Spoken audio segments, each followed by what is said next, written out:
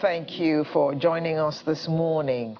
I mean, understandably, we're starting today's program by discussing the CBN's revised cash withdrawal policy. We're starting with money. We're starting with money. Because there's going to be a lot of spending this week as we build up to Christmas, which is next week. Well, fortunately, that policy is not in effect yet, so we can do all the spending that we want. We can go to the you can go to the bank and withdraw $1 million Let's if talk you about want. money first. For now. Eh? Yeah, for now.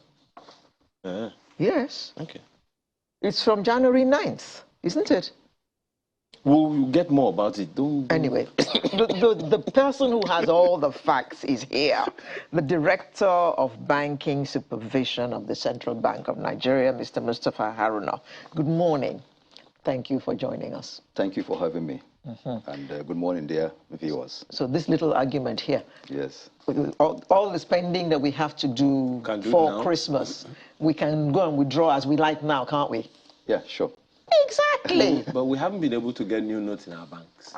Well, it is the process began sometime last week, and we are building up.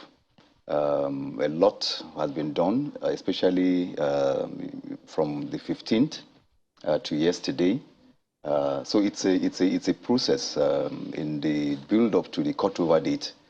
We expect that the new notes will permeate everywhere, and Nigerians will have sufficient cash, the new notes to spend. But the expectation was that since the announcement was that from 15th, at least some people will have a little bit of access to it, in some various parts of the country. We actually went to town. We went to the ATMs and we tried to get many, unless there are some who have. If you have, please, share with us on Twitter right now. By the way, Mr. Haruna himself hasn't come with any new notes. No, he doesn't have any new notes. Sorry, I had to just... So if anybody's belly aching that they have not been able to get the new notes at the ATM, they shouldn't worry about it, because even CBN, he doesn't have any, so relax. No, I won't say... It'll get to you. It's his job to not have. It's my job to have. So give us an understanding how it works. What are the expectations? There are 36 states in the country, and what the CBN governor had told us was that, look, these things are already in the various states all over the nations. In the various banks. Yes, indeed, that is correct. But, the logistical challenge of, distributing this currency is quite huge. Like I said, we started, don't forget when the governor made the announcement of the cashless policy, we indicated that the 15th of December will be the date, but we started much earlier. And right now, as I speak to you, the new notes have been distributed across Nigeria. But I mean, it takes time for it to really, for the banks to, dispense to customers, for them to be able to configure their ATMs, to be able to dispense the cash. So it is, a process. And like I said, we are building up as we, in the run-up to the cutover date, the new notes will be everywhere. And don't forget, the new note is circulating side by side with the existing one. So not a problem in terms of Nigerians. But you know very well, Mr. Haruna, that many people want who wants the old one? When I can spend new ones.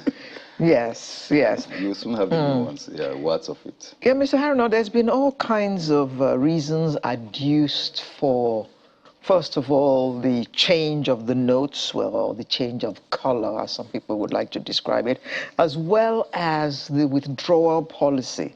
All kinds of reasons have been adduced by different sections of society. But let us hear from the horse's mouth. What is the reason for these two actions? Okay. Thank you for these questions, which is very, very important. And I think it is important that we lay this foundation. I will take us back to the fountainhead where it all started. In 2012, we commenced the cashless policy with a limited rollout across some states. I think 7 states, including the FCT. So we took those baby steps just to test the waters.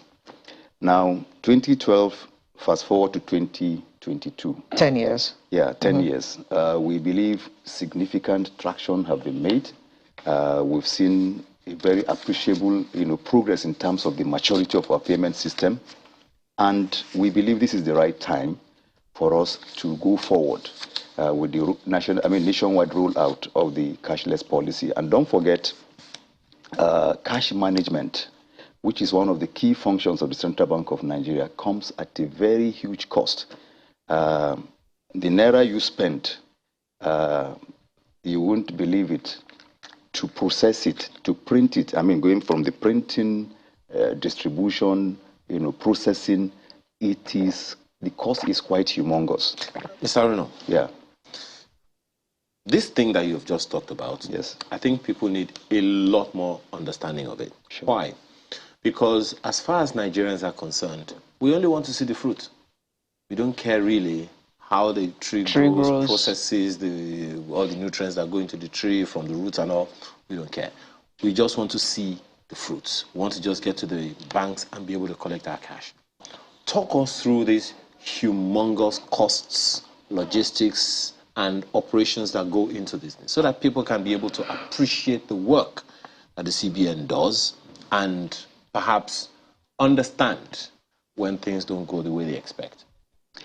Yes, so that was the build-up I was trying to make, that now that, on the 26th of October, when the governor announced the currency change, and having regards to the progress that have been made, especially in the phenomenal transformation of the Nigerian payment system to where it is today, we believe we shouldn't have a throwback, to the, old regime where we spend a fortune, printing and processing and circulating and distributing, the cash. And don't forget also, in the context of an evolving digital economy, cash is antiquated. You go to some countries like Sweden, they have a date, total zero cash by 2023. The world is moving. We have to join that, global train. We cannot be left at the train station, and that is why we feel this is a veritable opportunity for us to make that forward movement with the nationwide rollout of the cashless policy. Especially when you consider the enormous benefits of going cashless. And like I said, the existing situation is not sustainable. It's not fit for current realities. Why not? Well, for the reasons that I mentioned, one, the cost of currency management, and the associated, issues with, holding cash, security, corruption, money laundering, the entire gamut.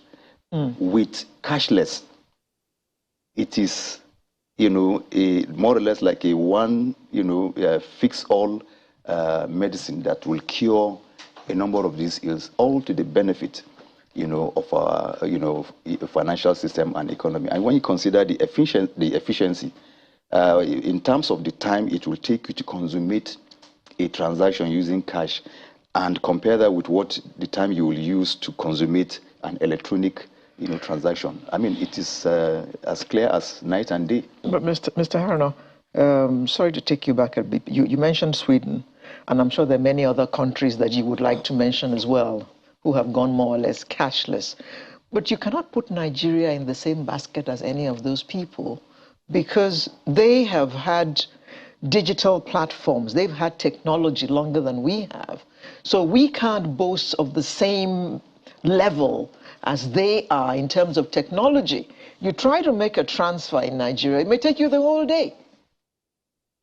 So I am standing in front of a merchant and I want to purchase something. I transfer the money the first time. It doesn't go. And I'm standing there for 1 hour trying to transact this one business because of technological setbacks. Good point. So in the endeavor to go cashless, we're not unmindful of some of the challenges that you just highlighted. But as I speak to you, there are efforts, so many moving parts, aimed at addressing a number of the associated challenges that would arise. Typically, the issue of infrastructure.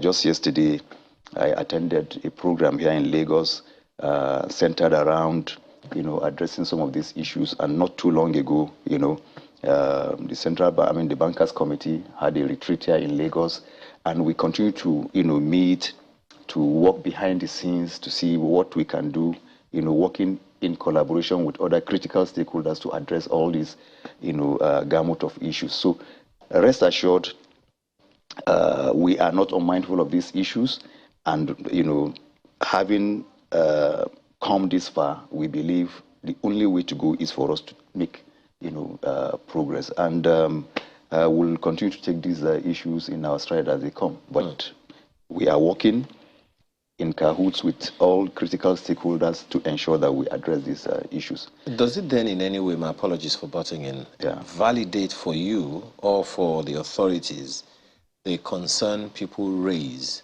about going cashless while we have these technological bottlenecks? Take the instance, for instance, of a Musa or a Haliu in faraway Zamfara or wherever, trying to transact business of cattle ranging up to, say, 1.5 million or so in some remote place where network may not be as strong as 3G and the transfer needs to be made. So, and they have that kind of bottleneck. Clearly, business cannot really proceed as it would be expected. If the CBN and the authorities are mindful of these issues, how urgently can it be addressed such that by the terminal date of January 22 or January 9th? January 9th. January 9th, I mean, the cutoff is actually something that technology available can sustain. Yes, so it's a very valid scenario you've painted, and that is why in the circular we issued, we said, in compelling circumstances, should you need more than the limits set, these are the conditions you need to fulfill. But in any case, we've seen an exponential growth in the agent networks around Nigeria. The agents are quite ubiquitous. There's hardly any nook or cranny in Nigeria that you go, you won't see one agent outlet or the other, where they do cash in, cash out, services. So such, customers can take advantage of those, services. But, to your point around maybe the quantum of naira such a customer will need, of course, this is an evolutionary process. We will get there, and if you have such need for high volume of cash, you can always go to your bank to say, look, this is my business, and they will be able to and you pay the commissions that you have to pay, of course. Well, in the spirit of the cashless policy, we feel we need to and like I told you, don't forget also, this harks back to what I mentioned about the high cost of currency management and for the need for us to reduce the use of cash. Of course, this is not something we started yesterday. We started, like I said, since 2012, and we had some charges that you have to pay, although the revised limits and charges are different from what we had. So this is not something new. We feel we should, take things to a high level if we must, make progress. Again, in line with global trends. Mr. Haruna, you mentioned the agents. Yes. We have heard that they are actually an endangered species. I am sure you're referring to those POS operators. What? I don't know where you got that phrase, endangered species, from, but from the way we see it, they are even not on the floor of the Senate, they were saying that you were taking jobs from POS operators. Not at all. I'm sure you heard that. Yes. Good. So we are monitoring, the ongoing debate. We are monitoring, the discourse, but let me just correct an impression. Not in any way are they endangered. And that is why we made that provision. Should you need cash? When you do the numbers, how much does a typical agent outlet need in a day? So you ask that question. So, I mean,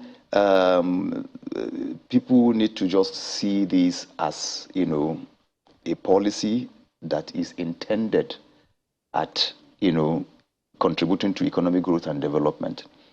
And when Nigerians know the enormous benefits inherent in this policy, I'm very sure it will shift mindsets. It is typical, when you introduce something new, there is always that trepidation and apprehension. But that's why we are also combining it with extensive and, sustained, campaigns and sensitization just to, ensure that Nigerians understand what is at play, what is involved, and what is in it for them. Just to be clear, when you talk about introduction of technology for, the cashless policy, you're talking about transfers from your phone, the POSs, and there's another one you get. Just give us a list of those outlets so people understand. So we have an array of outlets. You have mobile payments. I mean, we have, mobile phones. The world over, we have well over 5.3 billion mobile phones. And so, given these, massive, number, it is therefore not, out of place to layer financial services on, mobile phones. That is one option. You also have, a USSD, which is, more, a very popular, option, especially for, rural, poor folks, very, very, user-friendly. And we recently launched the e-Naira, which is an addition to the array of, cashless options that folks have to be able to use, and of course, internet banking, and the list goes on and on. But it is important to highlight the fact that we are not eliminating cash. We are not eliminating cash. We are just, reducing, the amount of cash that Nigerians use, for transactions. And I have just mentioned one or two benefits of, going cashless, especially in the context of a digital economy. I mean, that is the way to go. There are some countries I was just, reading somewhere in one of the Nordic countries, they have public toilets and you have to pay. So imagine a situation where you are pressed and you have to go and do your thing. If you don't have, and you don't accept cash, so what do you do? So, and Nigerians are well traveled all over the world, and we go outside, we see, these trends all over. So why not replicate same here? In Kenya here, our continental neighbor, the Kenyans have this penchant for, cashless payments. So why not here? So, I mean, we just have to move on. We cannot be stuck in one place when the world is moving. You look at the typical, the way, a train gets off to a slow start so that at least you can catch the train when it starts moving. We shouldn't wait until when it is, it has gathered speed before we say we want to jump when it will be too late. Just to be clear, this policy does not affect deposits. Does not affect? Deposits. Okay. No. Just withdrawal. Withdrawal, yes. So I'm looking at it in the context of a trader who receives a lot of cash, in any part of the country and has to go deposit the money in the bank. There is no cutoff, no limit whatsoever to the amount you can deposit in the bank. So let me just make this very clear. You remember on the 26th of October when the governor announced the currency redesign, he clearly stated that all deposits should come in, and so we are waiving the charges on deposits. So that is the extant policy. And so by the 31st of January, we cut over to the new currency regime. At this point in time, that is the state of things. Whether it will change, it is premature for me to mention at this point in time, but suffice it to say that there is no charge on deposits. And our circular issued recently, introducing the revised limits is also very, very clear for Nigerians to read and understand its content. Some people are wondering why there is a cutoff date, a specific date for the non-use of the old currency. They are suggesting that both could be used over maybe 6 months or 1 year, and then you withdraw the old ones altogether. Is there any merit in that suggestion? So this is not the first time we're doing, a currency change. If our history is in any guide, in the 80s we did the same thing, and so this is nothing new. But in any case, we believe that the period given is sufficient for Nigerians, to hearken, to the CBN, announcement and go to their banks. We have bank branches all over the country. What does it take? It doesn't require forever for you to be able to do that. So, I really cannot wrap my head around why, people more time. There's sufficient time, and I think Mr. President also echoed a similar position. Perhaps one of the challenges is that people think that they haven't had, sometimes government policies or policies from authorities such as yours seem to just come to people suddenly. No build up to, okay, this is coming and all of that. I mean, you talked about the cashless policy being on for more than 10 years. People got so used to it, like, well, those who got so used to it, because you're like, hey, it really isn't, a big deal. But to know that at some point this kind of policy would come, perhaps some kind of build-up would have helped them to own it before it lands on them. Yes. So there can never be, in human affairs, there can never be, a perfect, what is perfect time to you may not be perfect to me. Perfection is a divine attribute. So what and all, let's run with this policy for the benefits that I've just highlighted.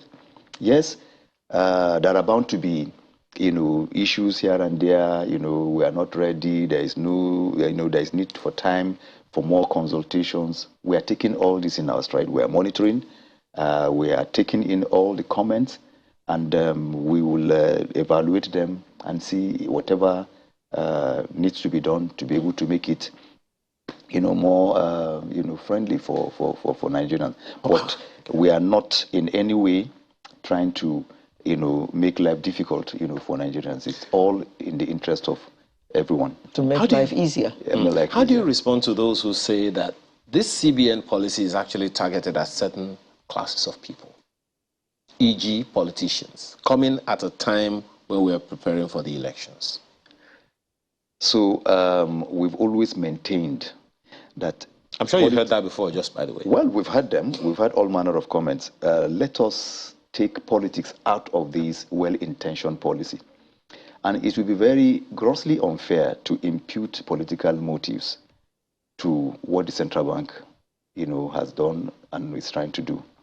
As far as this policy is concerned, no discrimination, no special favors. We are not there to kowtow to anybody or any interest. We are not under any pressure. We are not there to, advance the political interest of anyone. So this is in the ordinary discharge of our statutory responsibility. And so Nigerians should see it from that standpoint. We are just doing our job, which we have continued to, we have been doing, consistent with our, statutory remit, to, promote economic growth and development. And you've seen what we have done over the years, all in the interest of, Nigerians. We are a people-centered central bank. Our strategy mantra is to, we are Nigeria-centric, in the way we do our policies and, initiatives. So let us take it and look at it from that standpoint. And there are jurisdictional nuances. Some central banks around the world have different, focus. For us, the Nigerian is the centerpiece of our policies. Just a quick one, Alera, just to let you know, Emmanuel Mohammed says he has the new Naira note. I spent some yesterday. God bless Nigeria. And God bless Emmanuel too.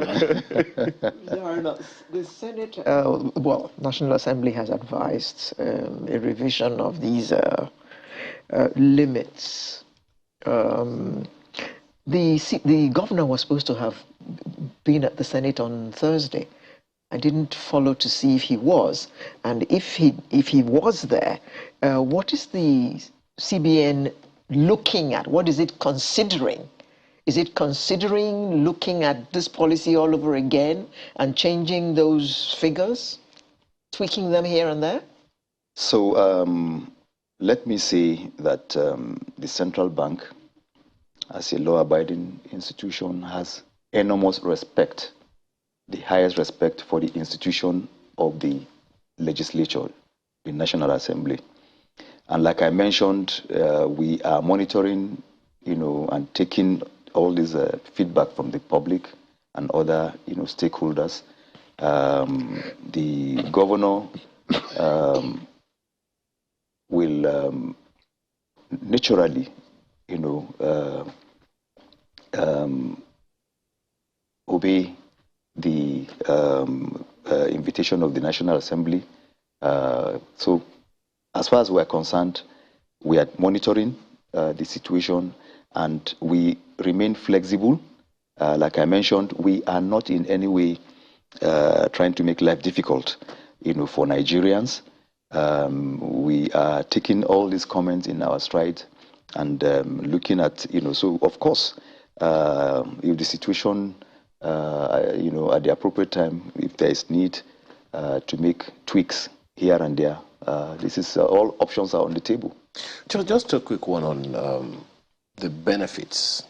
I believe that part of the benefits would be to ensure that the small businesses in particular thrive, because unless that segment of the economy is thriving the way they ought to thrive, CBN will have a lot more work to do in terms of making sure that the economy thrives as expected. How would you say that this policy, this cash withdrawal policy, helps small businesses to grow? So I just hinted. I just highlighted one or two benefits. So, but to your point, in terms of how would it help small businesses, there are empirical studies that establish the nexus between economic growth, financial inclusion and economic growth. The more you corral people who are outside the formal financial system into the mainstream financial system, the more that has an impact on their economic well-being. Don't forget, financial inclusion, which is one key agenda that we're pursuing, has three key dimensions. There is the access, usage or uptake, and impact. Ultimately, the whole idea is how does it improve and impact lives? How does it change people's financial circumstance from poverty, to, well-being? So it is trite logic that if people are financially included, and this policy is aimed at advancing our financial inclusion agenda, think about the millions that will be corralled into the formal financial system by this singular policy, when you have no choice, for instance, but to use cash. To use cashless options. So, and for you to use cashless options, you need to have a bank account. All this is layered on the bank on a bank account. So the rural people don't have bank accounts. Exactly. And they're not too eager to go open bank accounts either. That's the point. Because, okay, first of all, maybe on that, on that question, what are the things that you have found out that out of the 200 million Nigerians, the percentage of people who have bank accounts, individuals in particular who have bank accounts, aren't really as significant as one would expect? Or would you say they are? Or what are the reasons for that? Or is this to encourage more people to go open bank accounts? Well, in rural areas where there are no banks? So I mentioned that, from humble beginnings, we had, about 80,000 or so agent networks. Our aspiration was to move that number to 500,000 by the year 2020. As we speak today, we have well over 1.4 million, agents nationwide. Wow. The agent penetration is such that there is every 100 meters POS, and you see folks doing transactions, cash in, cash out, and other, allied services. So I think we should move away from that, stereotypical, mindset that the fact that you are in a rural folk means your development as an individual is arrested. We shouldn't. That type of thinking doesn't take us forward. It detains us. Well, I agree with you, but I'm just asking, you mentioned earlier that this is to encourage more people to open bank accounts. Does CBN have any idea or maybe some study as to why people refused to open bank accounts in the first place, and how is that addressed to give them confidence going forward? Yes, so, we, as far back as 2010, the inclusion rate, financial inclusion rate, was about 46.2%. And our aspiration, 20%. Our aspiration was to take it to 46.2% by the year 2020. As I speak with you, a lot has happened, in that endeavor to move the needle. Right now, we are well over 64 or thereabout percent based on the latest numbers. Now, I mentioned 3 dimensions of financial inclusion. You have the access challenge, you have the usage. So let's even address the point you are making is around, the access dimension. And of course, when you have, maybe distance can be a barrier to inclusion, just distance alone. Cost can also be a barrier. There are quite a number of barriers to entry.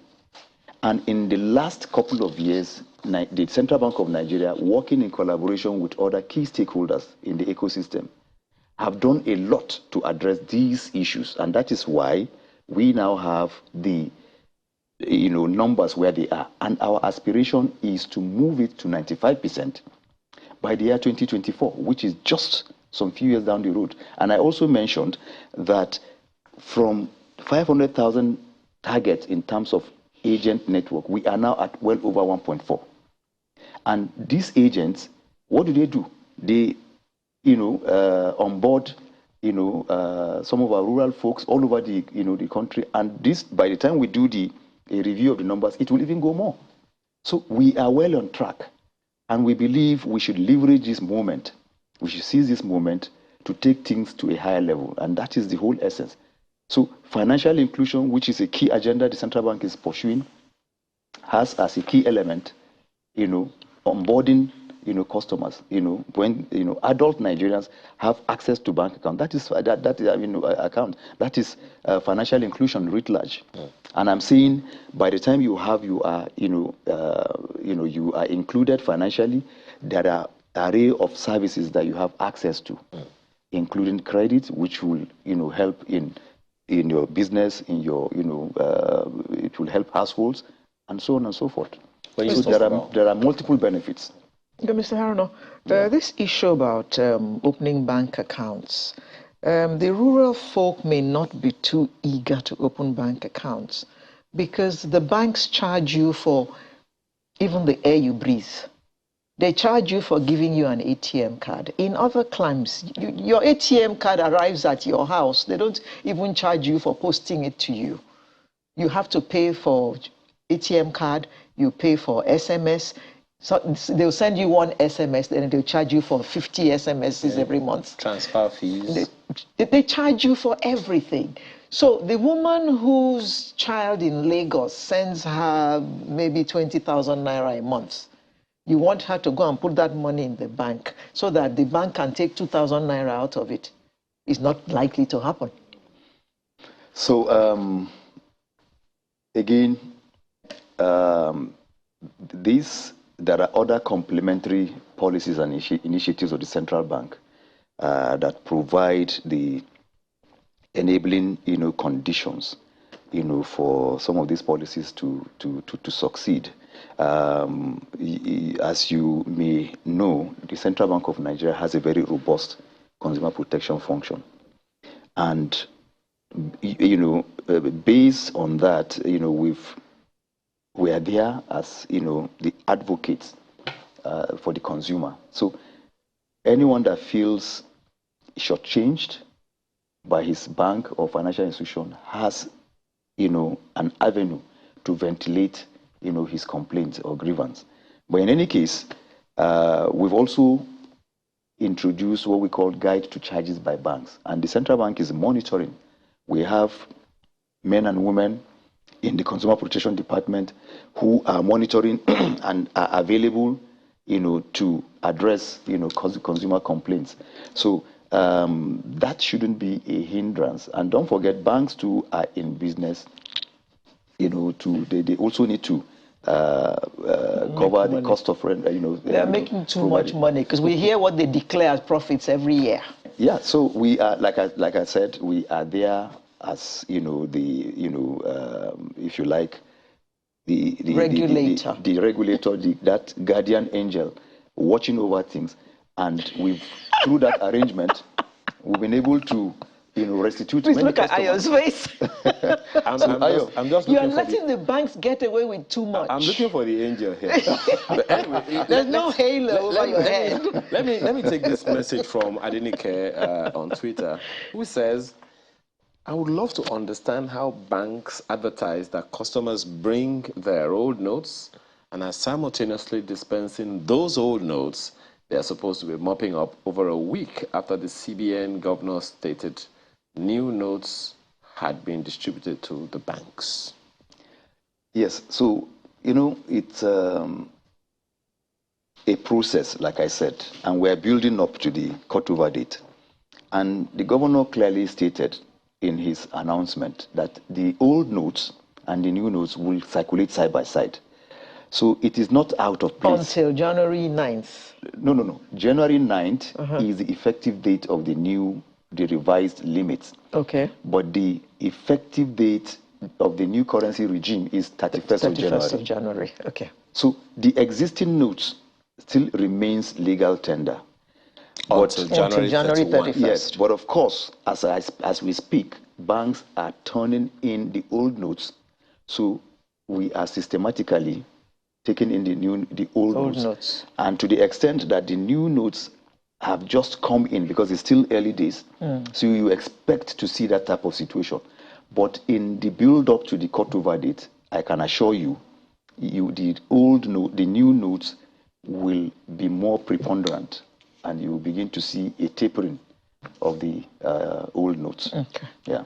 There's another question here from Inyang Patrick, who says, the director, that's you, have made it known that cash is expensive for the CBN to manage. I support the CBN on this policy. My question is, does this have anything to do with effective taxing? If yes, why did the stamp duty fail, and why won't this fail? Well, it's him. I didn't say it. And I'm sure you understand what he's talking about. So, and I'm happy the individual mentioned the issue of tax. If there is anything, and I'm very sure this will be good music to the tax authorities. So, and a cashless, system supports and facilitates better, revenue administration. So there is clear visibility in terms of financial transactions. So the issue of the tax evasion will be significantly, addressed. So one surefire benefit of the cashless policy is it will, help in, having clear visibility in terms of, revenue from taxes. Well, TJ is also asking you, please help ask your CBN operations director, that is you, how they are going to curb interconnected transfer. You stated it earlier, but maybe he missed it. Several transactions fail, and take 5 working days to reverse such transactions, which is part of the reasons rural people don't go use bank accounts.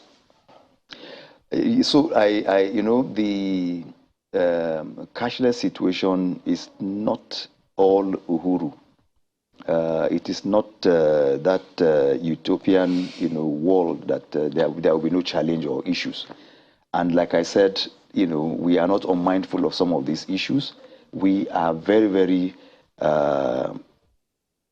mindful of these challenges, and we are working, assiduously to ensure that we address them. There are so many moving parts. A lot of people, people are working behind the scenes to ensure that we address some of these infrastructure, issues and bottlenecks. There's also the vexed issue of digital literacy, cybersecurity, so many moving parts, and working with key stakeholders. Just yesterday, like I was saying, the Nigeria Electronic Fraud Forum met as part of the entire ecosystem efforts to ensure that we have a credible, reliable, and efficient payment system.